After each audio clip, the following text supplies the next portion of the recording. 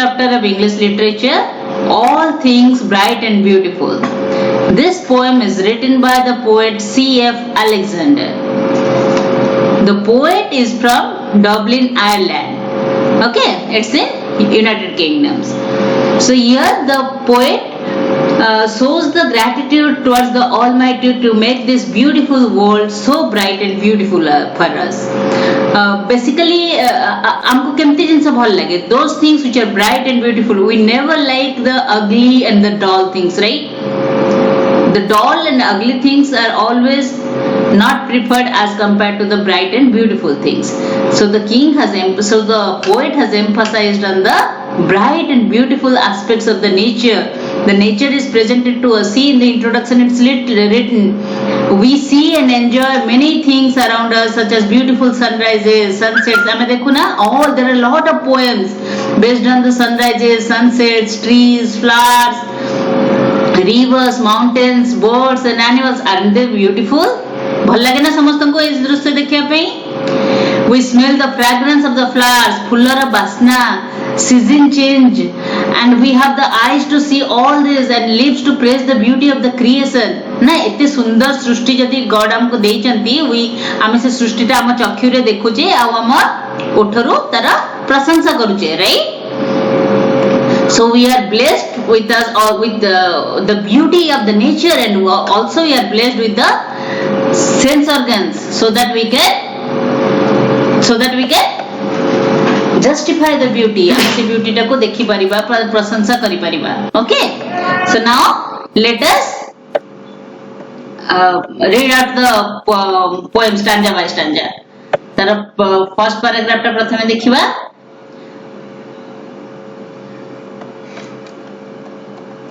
All things bright and beautiful, all creatures great and small, all things wise and wonderful, the Lord God made them all.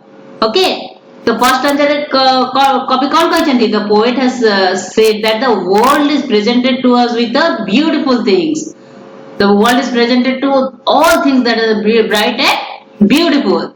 The creatures are great and small. देखो it is समस्त को bright और colorful. Bright is colorful. मो सब meaning गुड़ा इटे लिखी रही थी. Next page you will also have those, but while describing I am telling those things.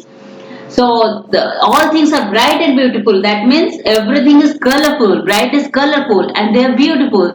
And the creatures are great and small. They are big. They are small. See greatness. What is the basic difference between a greatness and bigness? The big things are like we are telling about the sizes. But the poet has described them to be great. That shows his positive outlook. That shows his outlook towards the nature. The things are wise and wonderful. It means that everything is made for the good cause. The tree, they gives the shelter. The river, the mountains, all are for our good. So they are wise and wonderful. So because they do good to us, they are wise. They are wonderful. What is the meaning of wise? Wise is something which is not foolish, जोटा बोकन में, right? And creatures, the meaning of creatures is creation, जोटा God रा creation, सबु प्राणी, समस्त प्राणी को हमें creatures कहवा, right? First paragraph understood. Let us move on to the second paragraph. The second stanza poet कौन कहचंती? Each little flower that opens, with each little bird that sings, he made their glowing colors, he made their tiny wings. Okay. Little flowers opens. You know that the flowers, the birds, the छोटा कढ़ी टा हमारा open हुए, है ना? How does it open? With attractive colors. कढ़ा टा जितने बड़े फुला हुए, doesn't it look at very attractive? And the little birds, who has made them? God has made them. The little birds. Birds are the striking picture which everybody likes. What are those? The song of the birds and their colorful wings, right? तो देखो the poet पे इतनी सा emphasize करचंदी. Each little bird that sings, he made their glowing colors. Glowing colors क्या रहा? Glowing colors of the flowers, and he made their tiny wings. Tiny wings क्या रहा? Little birds रहा. Little birds रहा tiny wings and the glowing colors of the flowers. Everything is made by God, and they are very attractive and glowing, right? So the third paragraph, the purple-headed mountain, the river running by, the sunset and the morning that brightens up the sky, Okay, so the first line of the third stanza, what does the poet write? The poet writes here that the purple-headed mountain. Why is the mountain purple-headed? Baigani color mountain शिखर टा जोटा सेटा baigani color. When does it appear? ଯେତେବେଳେ sunset ରେ ଦିଟା ରଙ୍ଗର ସମ୍ମିଳନ ହୁଏ ସେତେବେଳେ that makes a purple color, isn't it? And the river running by. देखो river, does the river ever run? River run करे? River flows, but that's the poetic sense of his expression, right? The river runs by. The sunset and the morning. Sunset kuta evening, सूर्यास्त समय, and morning that brightens up the sky. All these are made by the God. And the rivers, the sunset, the morning, the purple mountains, everything makes the color brightens up. माने makes it colorful, right? ये समझते हैं हमको colourful करचंदी. Tiny wings हम ऊपर से पढ़तिले अति छोट. टाइनी रा अर्थ होची अति छोट छोट विंग्स बनेइतले, राइट? फोर्थ स्टैंजा देखिबा. The cold wind in the winter, the pleasant summer sun. Okay, it is dita says the poet has discussed about two seasons. One is the cold wind in the winter season and others is the summers. Here the poet has emphasized that the pleasant summer sun. That means he has emphasized that the summer sun is very pleasant. Isn't it? Is it? No, right? In India we don't feel the summer sun to be pleasant, but the land where the poet belongs to in Ireland, the summer sun is very pleasant because the temperature doesn't rise above 25 degrees there. So the sun is very pleasant, right? The ripe fruit in the garden. What is the meaning of ripe? Ripe is something that is not raw. जोटा कंचा नुहे, जोटा पाचिला. Okay? The ripe fruit in the garden. बगीचार पाचिला फल. He made them everyone. सब जिनिस is made by the Lord God. Right? Next stanza. The tall trees in the green wood. The meadows where we play. The rushes by the water. We gather every day. Okay, let's find out the difficult word meanings first. The tall trees in the green wood. Wood mane kona? Forest. Okay, wood is forest. And what is the meaning of meadows? Meadows is an open area. Khulla ghasa padiya ko hame meadows kahu. Okay. What is the meaning of rushes? The waterside plants. Small waterside plants are called rushes. Gather mane collect kariba. Okay. So what does the poet say here? Says here, the poet says that the tall trees in the green wood, green jungle ra jo lamba trees thae, the meadows where we play, everything is made by the God. And there are in the tall trees in the forest, they also look attractive. They are all green. And the meadows, they are vast green lands. They also look very attractive, beautiful. The small plants in the side of the water, the plants at the side of the little ponds, small ponds, they are also very beautiful to look at. And the children, they collect them. See, it's written, they gather every day. So every day they collect them, and what do they do with that? They use them to make baskets and mats, and they play with it every day.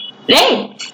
Then in the last stanza we'll see, he gave us eyes to see them and lips that we might tell how great is Almighty who has made all these things well. What is the meaning of well? Bhala, ସବୁ ଜିନିଷ ଏତେ ଭଲ ଏତେ beautifully ବନେଇଛନ୍ତି. So we are thankful to the God. What is the meaning of Almighty? Almighty is a word derived from might. Might ମାନେ କଣ? ବଳ. Now Almighty is very powerful. Who is all powerful? Who is Almighty then? God is Almighty. God is all pervasive. He is only the one who is all powerful. So what does the God do? He has given us eyes to see them. God has all these things are made by the God. This beautiful earth is made by God, and He has given us the eyes to see this beauty of the nature. He has also given us lips to say all good things about this beauty, and we should also say the greatness. We should also show our gratitude towards God because He has made all these things very beautiful. Right? Poem is easy. Everybody understood, I guess. Now let us discuss the question answers of the poem. Okay. Let us first. These are the word meanings I have given. Right? Let's first discuss the word meanings. I have already discussed. So, and it's written also, so it is quite convenient for you. Now let us see the first question. The first question of this chapter is, see, what does the poet think of all things? So the answer is, the poet thinks that, see, in the question there is this, so, sorry, there is does. So we have already discussed in grammar that wherever there is a does in the question, the answer has to be in the present tense. So what we will write? The poet thinks that all things are bright, beautiful. Why is that? Wonderful. Right? The poet thinks that all things are bright. Why is beautiful and wonderful? The second question, who has made all these things? So we know who has made all these things? The answer is, the Lord God has made all these things. Lord God has made all these things. Third question is, what are the little things mentioned in the poems? Poem poet को little things विषय describe करचंदी. The little things described in the poem are the little flowers and the little birds. Right? Let's concentrate on the fourth question. The fourth question is, how does the poet describe the beauty of the flowers? See, there is a does in the question, so verb में s लगेगा. So what will be our answer? The poet describes that God has given bright colors to flowers to make it attractive. Right? The poet describes that God has given bright colors to flowers to make it attractive. So when it blossoms, it looks beautiful and attractive. Right? And the next question, how does the poet describe the little birds? Little birds को poet केमती describe करचंदी? The poet describes that the little birds have tiny wings, very small wings, and they sing sweetly. And God has made them all. Next question. Question number 6. How is the mountain described in the poem? Poet mountain को केमती describe करचंदी? The mountain is described as purple-headed. Now, answer 6. Mountain is described as purple-headed here. Question number 7. Why does it appear so? Why does the mountain appear to be purple? The rays of the setting sun makes the mountain top look purple. सूर्य अस्त समय सूर्य जो किरणटा top रे पड़ुची, that is why the colors they react and make the mountain look purple. Right? Question number 8. What brightens up the sky? Sky टा इतने colorful काहे की दिसे? The sunrise and the sunset brightens up the sky. The sunrise and the sunset brightens up the sky. Next question, question number 9. How does the sky look during the sunset? सूर्यास्त समय रे sky केमती दिसे? केमती दिसे? You people have observed that? How does it look? It looks very bright, very colorful, right? So what will be the answer? The sky looks bright and colorful during sunset. Now question number 10. Question number 10 is, which are the two seasons mentioned in the poem? What are the two seasons that are mentioned in the poem? Summer season and winter season are the two seasons that are mentioned in the poem. Right? Summer and winter are the two seasons mentioned in the poem. Question number 11. Why does the poet consider the summer sun pleasant? Why is the summer sun pleasant? Because the poet is in England, and in England, which is the poet's land, the winter is very chilled. So the summer sun gives relief to them. That is why he considers summer sun to be pleasant. Next one. What do we enjoy in the green wood? What do we enjoy in the green wood? The green wood has long trees and we enjoy their beauty. Okay. 13th. How are the meadows useful to us? Meadows हमको पाई केमती useful? The meadows are the open grass areas where the people play games. That's why they are useful to us. In this way they are useful to us. Question number 14.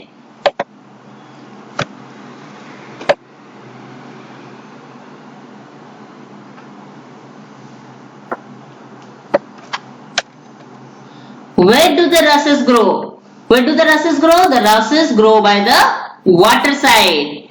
The rushes grow by water side. Now question number 15. 15 is why do people gather rushes? Why do they gather those? We have discussed this.